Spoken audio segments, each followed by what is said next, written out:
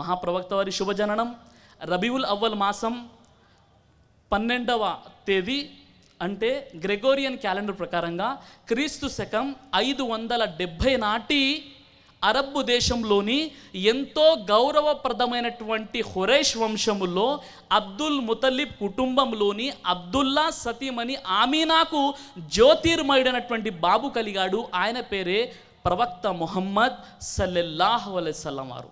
ఆయన పుట్టుక గురించి హైందవ మత గ్రంథాలు ఈ విధంగా తెలియచేస్తున్నాయి. కలికి పురాణం అంశము 2 శ్లోకం 15లో ద్వాదశ్యాం శుక్లపక్షస్య మాధవే మాసి మాధవం జాతో దదృశతుహ పుతరాం పితరౌ హృష్టమానసౌ. అతని జననము వల్ల దుఃఖ పీడిత మానవాళికి కళ్యాణము జరుగుతుంది. అతని జననము మధుమాసపు శుక్లపక్షమి మరియు వసంత ఋతువులోని చంద్రమాసపు 12వ తేదీ అవుతుంది. అరబ్బీలో రబీఉల్ అవ్వల్, సంస్కృతంలో మాధవ మాసం. భాషాపరమైన వ్యత్యాసం, ప్రవక్త పుట్టుక మాత్రం ఖచ్చితంగా హిందూ మత గ్రంథాలు కూడా తెలియజేస్తున్నాయి. ఈ విధంగా మహాప్రవక్త ముహమ్మద్ సల్లల్లాహు అలైహి వసల్లం వారి పుట్టుకకు కొన్ని నెలల ముందే తండ్రి అబ్దుల్లా పరమపదించారు. పుట్టిన 6 సంవత్సరాల తర్వాత మహాప్రవక్త వారి తల్లి ఆమీనా పరమపదించారు. ఈ విధంగా చిన్నప్పుడే పితృ ప్రేమను, తండ్రి వాత్సల్యానికి దూరమైనటువంటి బాల ముహమ్మద్ సల్లల్లాహు అలైహి వసల్లం వారిని మొదట తాత అబ్దుల్ ముతల్లిబ్, తర్వాత బాబాయి అబూ తాలిబ్ తన యొక్క సంరక్షణ బాధ్యతలు వహించారు.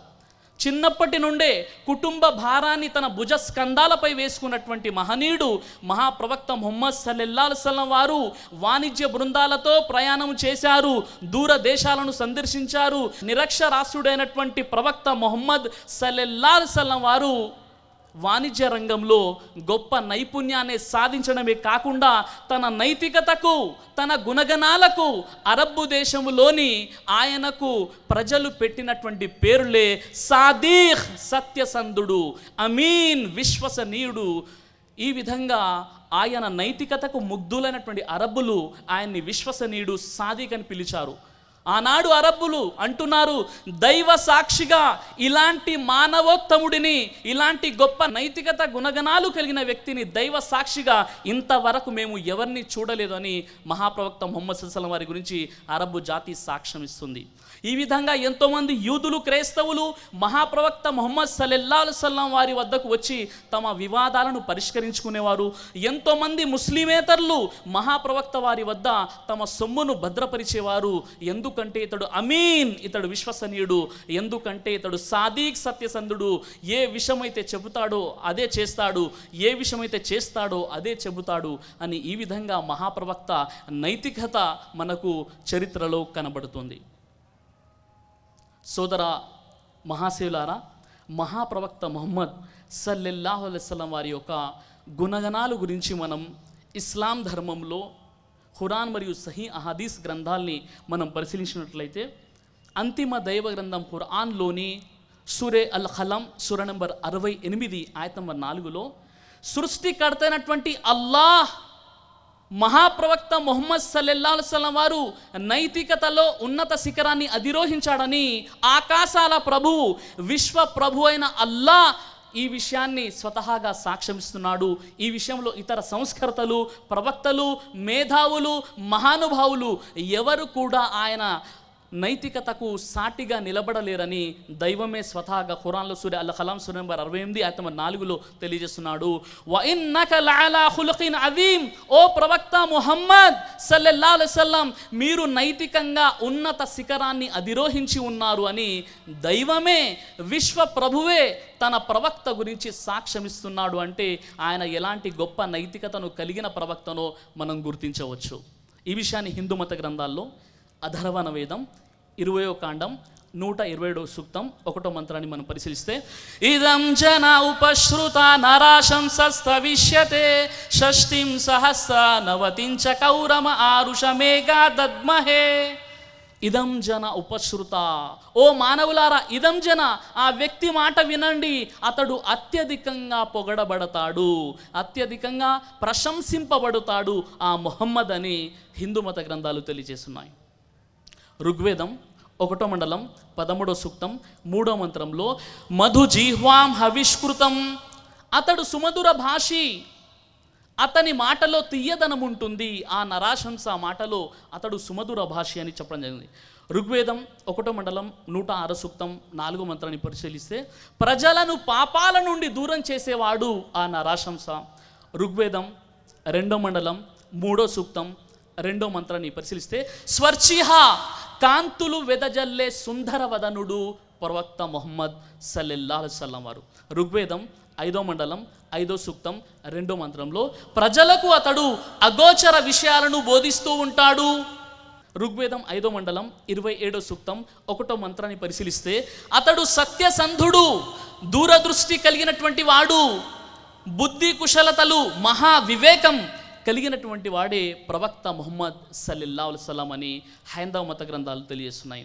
అథర్వణ వేదం 20వ కాండం 127వ సూక్తం 6వ మంత్రాన్ని మనం పరిశీలిస్తే అతని వచనము భూభాగమంతా వ్యాపిస్తుంది. అదేమిటి? లా ఇలాహా ఇల్లల్లా ముహమ్మదుర్ రసూలుల్లా. అధర్వణ వేదం 20వ కాండం 127వ సూక్తం 7వ మంత్రంలో విశ్వజనీనస్య విశ్వజన నాయకుడు అని చెప్పడం జరిగింది. అధర్వణ వేదం 20వ కాండం 127వ సూక్తం 11వ మంత్రాన్ని పరిశీలించినట్లయితే ప్రజలు అనునిత్యం ఆయనను అనుసరిస్తూ ఉంటారు, ఆ నరాశంస ప్రశంసింపబడే ముహమ్మద్ సల్లల్లాహు అలైహి వసల్లం వారిని అని హైందవ మత గ్రంథాలు తెలియజేస్తున్నాయి.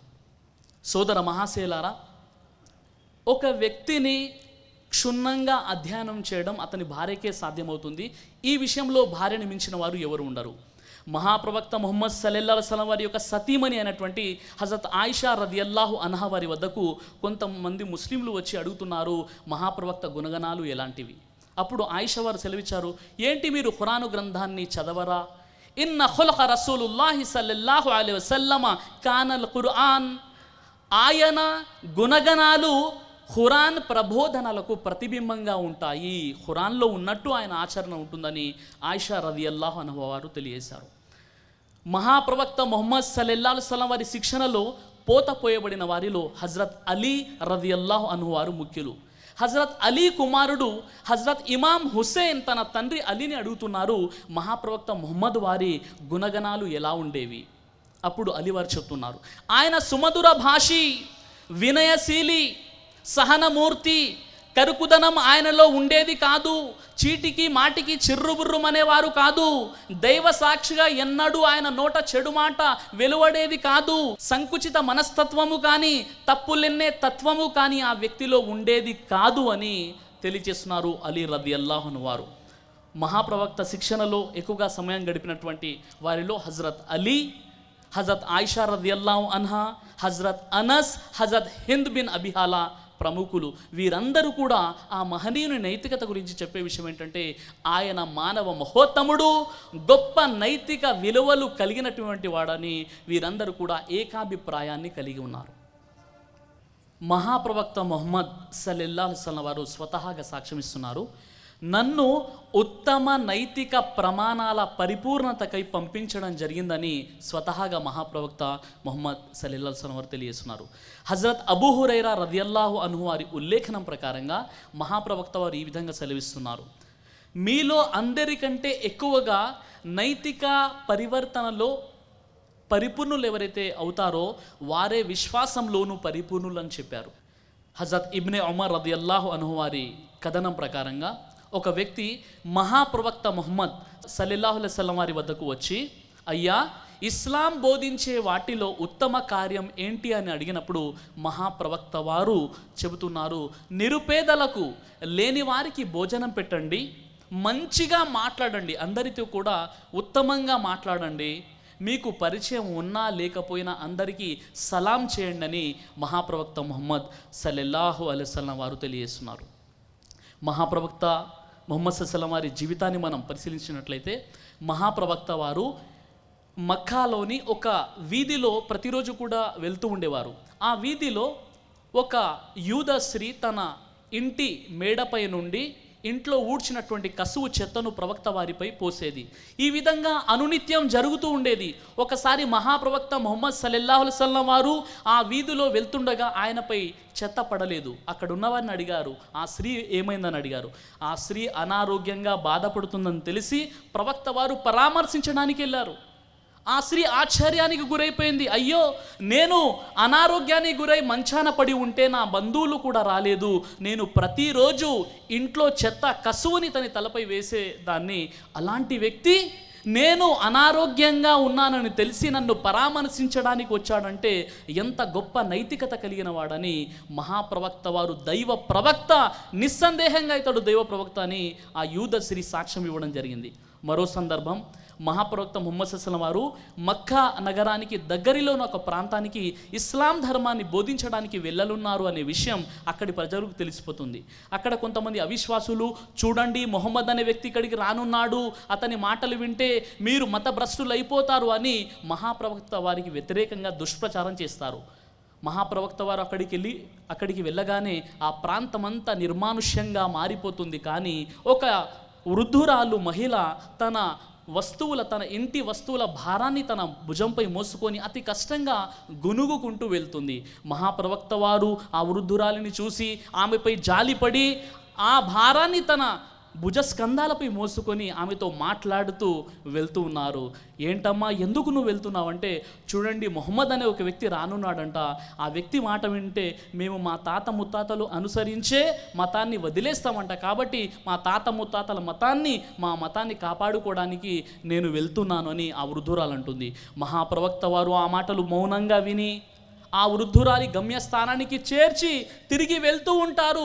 అప్పుడు ఆ వృద్ధురాలు అంటుంది, మానవత్వమే మంట కలిసిన ఈ రోజుల్లో ఇంత గొప్ప నైతిక వ్యక్తిత్వం కలిగిన నీవు ఎవరయ్యా అంటే, ఏ ప్రవక్త ఇక్కడికి రానున్నాడని నీవు విన్నావో ఆ మొహమ్మద్ నేనే అని చెప్పడం జరుగుతుంది.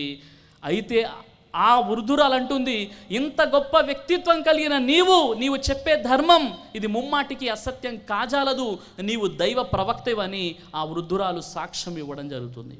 ఈ విధంగా మహాప్రవక్త వారి జీవితంలో అనేక సంఘటనలు, కోకొల్లలు మనకు కనబడతాయి.